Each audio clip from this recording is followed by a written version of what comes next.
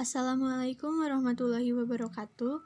Kami dari kelompok 2 mendapatkan tugas biologi dari guru saya, yaitu tentang alat reproduksi wanita. Di sini kami beranggotakan Adam Arsyad Maulana, Amelia Anissa Putri, Gimnastiar Mulyana, Muhammad Gaiza Zainal Arifin, Rani Rahmayanti, Selvi Mutia Pratiwi. Untuk materi inti akan dijelaskan oleh rekan saya. Perkenalkan, nama saya Adam Arsyad Maulana dari kelompok 2. Di sini saya akan menjelaskan sistem reproduksi wanita, lebih tepatnya yaitu di bagian ovum dan oviduk. Oviduk atau tuba falopi, banyak juga yang mengistilahkan oviduk ini sebagai bulu rahim. Oviduk sendiri pada dasarnya merupakan saluran yang menghubungkan ovarium atau sel telur yang terdapat pada wanita atau hewan betina menuju ke rahim. Tuba berarti saluran. Apabila dilihat dari anatominya, kita dapat mendefinisikan tuba falopi atau oviduk ini sebagai bagian melengkung pada gambar anatomi alat reproduksi wanita, di mana pada bagian ujung atas dari oviduk inilah yang dinamakan sel telur atau ovarium, sedangkan bagian ujung satunya lagi dari oviduk mengarah ke rahim. Sepanjang oviduk terdapat sel-sel cilia atau bulu cilia yang bertugas sebagai penghantar ovum menuju rahim untuk kemudian berkembang menjadi embrio dan kemudian menjadi janin. Nah, selain itu, oviduk juga memiliki beberapa fungsi lainnya, yaitu satu, sebagai saluran sperma dan pembuahan pada sel telur. Nah, pertama, tuba falopi atau oviduk tersebut berfungsi untuk menjadi saluran bagi ovum atau sel telur dan juga sel sperma. Pada saat sel telur atau ovum ini bergerak melewati tuba falopi atau oviduk, dan pada saat yang bersamaan sperma juga ikut masuk ke dalam saluran oviduk, maka disanalah terjadi proses fertilisasi atau pembuahan. Jadi pada dasarnya oviduk juga merupakan saluran yang akan dilewati oleh sel sperma ketika akan melakukan proses pembuahan. 2. Menggerakkan atau menyalurkan ovum menuju rahim. Fungsi kedua dari oviduk dan merupakan fungsi utama dari oviduk adalah untuk menggerakkan dan juga menyalurkan ovum keluar dari ovarium. Nah, proses ini terjadi dengan menggunakan gerakan peristaltik yang ada pada bagian oviduk. Ovum atau sel telur yang tidak dibuahi akan keluar dan menjadi apa yang kita kenal dengan istilah menstruasi. Nah, sedangkan ovum yang sudah dibuahi akan tersalurkan menuju rahim dan berkembang menjadi embrio dan juga janin.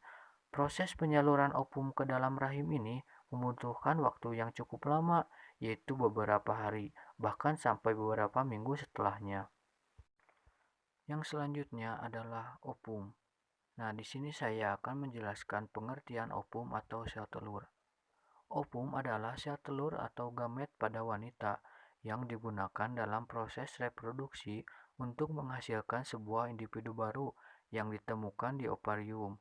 Ovum identik dengan sel sperma pada laki-laki. Ovum berisi satu set DNA haploid mengandung 23 kromosom yang diperlukan sebagai kode penentu sifat dan fisik dari keturunannya. Ketika bertemu dengan gamet jantan atau sperma yang juga berisi satu set DNA haploid, maka akan terbentuk sebuah zigot. Kemudian, zigot ini akan berkembang menjadi embrio janin dan akhirnya menjadi individu baru.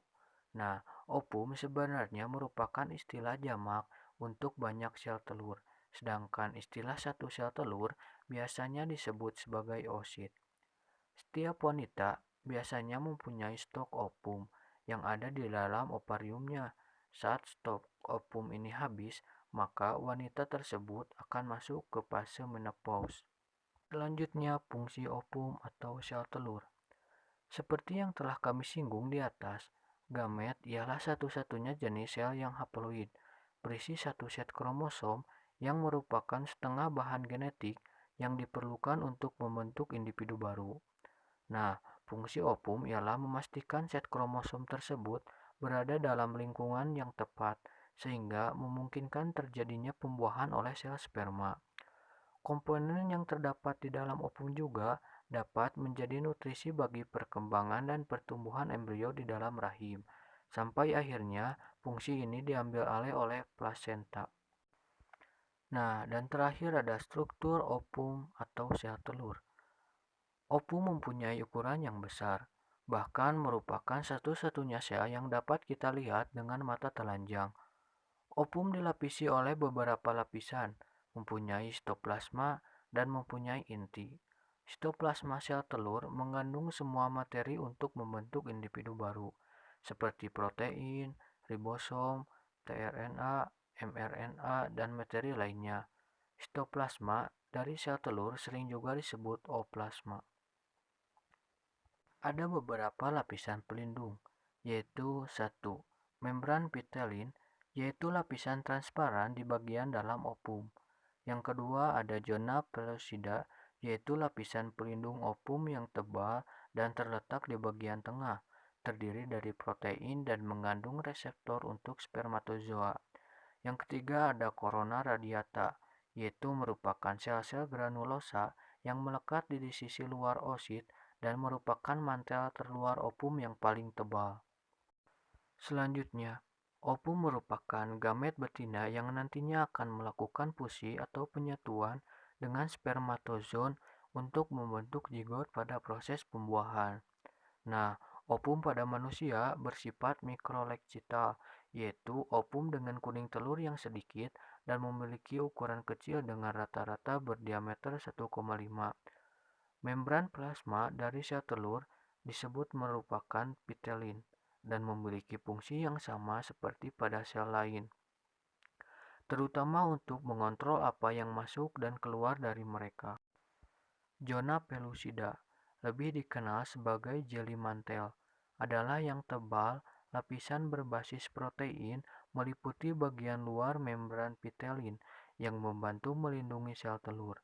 Hal ini juga terlibat dalam pengikatan sperma selama pembuahan dan mencegah lebih dari satu sperma memasuki sel telur. Nah, lapisan terluar disebut corona radiata. Hal ini terdiri dari beberapa baris sel granulosa yang membiarkan telur menempel setelah dikeluarkan dari folikel.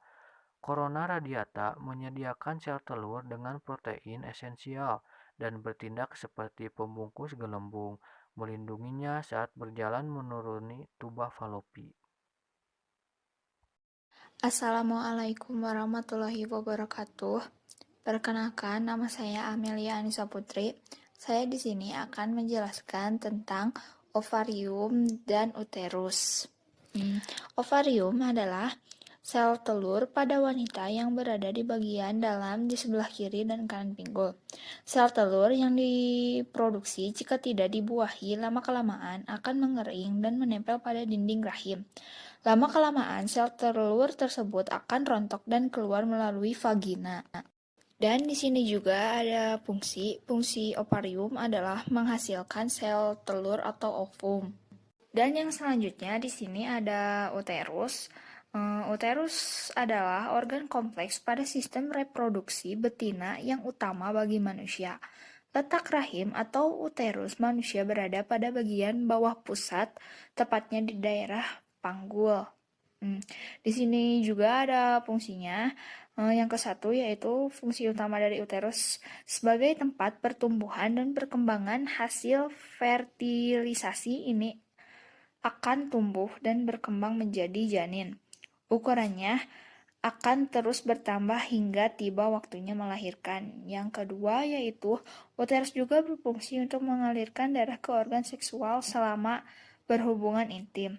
Yang ketiga yaitu uterus juga dapat mempermudah proses persalinan dengan kontraksi otot-otot penyusunnya. Dan yang keempat yaitu komponen menyusun dari uterus dapat membantu organ lain seperti kandung kemih, Oke ya usus. guys, sekarang saya akan menjelaskan infundibulum. Infundibulum adalah bagian dari salah satu organ reproduksi wanita yaitu tuba fallopi. Infundibulum terletak pada bagian ujung tuba dan mempunyai struktur seperti jari-jari yang disebut dengan fimbriae.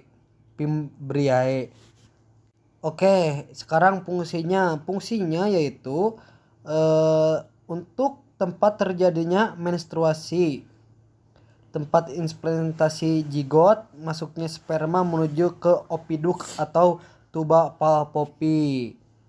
Oke ya, sekarang selanjutnya saya akan menjelaskan tentang endometrium. Endometrium adalah lapisan terdalam pada rahim dan tepatnya menempel ovum yang telah dibuahi. Oke, yang selanjutnya itu adalah fungsi endometrium.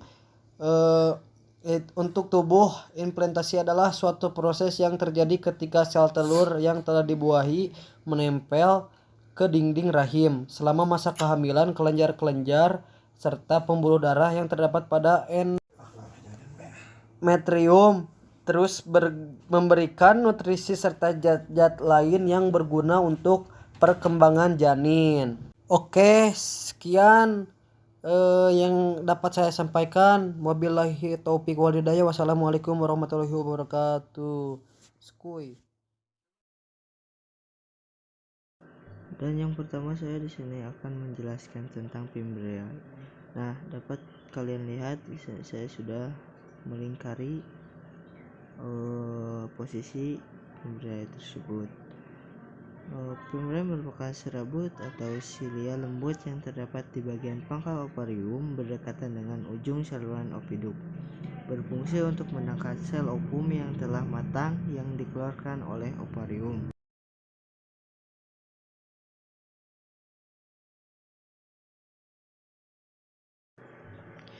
Yang kedua yaitu serviks atau leher rahim. Ini adalah bagian ujung yang menjepit dengan ujung inferior mengarah ke vagina pada sistem reproduksi wanita. Panjang serviks kira-kira sampai 2,5 atau 3,5 cm dan berbentuk silinder dan disebut kanali cervicalis. Serviks adalah struktur yang menghubungkan mulut rahim dengan vagina. Fungsi kanalis cervicalis ini adalah sebagai jalur tempatnya lewat sperma saat berhubungan intim dan bayi saat proses persalinan. Perkenalkan, nama saya Adani Rahmayanti. Di sini saya akan memaparkan bagian dari sistem reproduksi wanita, di antaranya vagina dan klitoris. Selanjutnya, untuk bagian vagina ada di dalam bagian yang dikasih lingkaran, dan untuk klitoris letaknya di sana. Selanjutnya saya akan menjelaskan vagina. Mari kita lihat gambar yang lebih jelasnya. Nah, jadi ini merupakan gambaran dari vagina yang berbentuk seperti saluran yang bersifat lentur dan berotot. Nah, panjangnya itu sekitar 7,5 sampai 10 cm. Bagian atas vagina terhubung dengan pelvis atau leher rahim. Sementara itu, bagian bawahnya terbuka ke arah luar. Nah, jika seseorang perempuan melakukan hubungan seksual, vagina akan meregang, melebar, dan dipenuhi oleh aliran darah sebagai persiapan dari penetrasi. Vagina juga merupakan tempat keluarnya lendir cervix dan darah menstruasi. Saat proses persalinan, bayi akan keluar dari uretus menuju ke saluran vagina. Nah, untuk selanjutnya saya akan menjelaskan tentang klitoris. Jadi, klitoris adalah benjolan kecil yang sangat sensitif terhadap rangsangan. Klitoris ditutupi lipatan kulit yang dinamakan prepuce. Seperti halnya penis, klitoris juga dapat mengalami ereksi. Sekian dari saya, mohon maaf bila banyak kesalahan. Wassalamualaikum warahmatullahi wabarakatuh. Perkenalkan, nama saya Selvi Mutia Pratiwi. Saya akan menjelaskan tentang mons pubis, labia mayora, dan labia minor. Langsung saja, di situ ada tanda panah yang berwarna hijau, yaitu mons pubis. Di sini mons pubis yaitu bagian yang menonjol atau bantalan yang berisi jaringan lemak dan sedikit jaringan ikat yang terletak di atas simipis pubis. Selanjutnya, saya akan menjelaskan bagian labia mayora dan minora. Di situ sudah saya tandai dengan lingkaran yang berwarna merah. Jadi, labia minora yaitu bibir luar vagina yang tebal, sedangkan labia minora terletak di dalam labia mayora dan berada di sekitar pembukaan vagina. Kedua bagian tersebut berfungsi untuk penghalang eksternal, perlindungan dari bakteri, pelumasan, dan kepuasan seksual. Sekian materi yang dapat kami sampaikan, semoga bermanfaat dan semoga teman-teman semua dapat memahaminya dengan baik. Mohon maaf bila ada kekurangan. Wabillahi taufiq wal hidayah.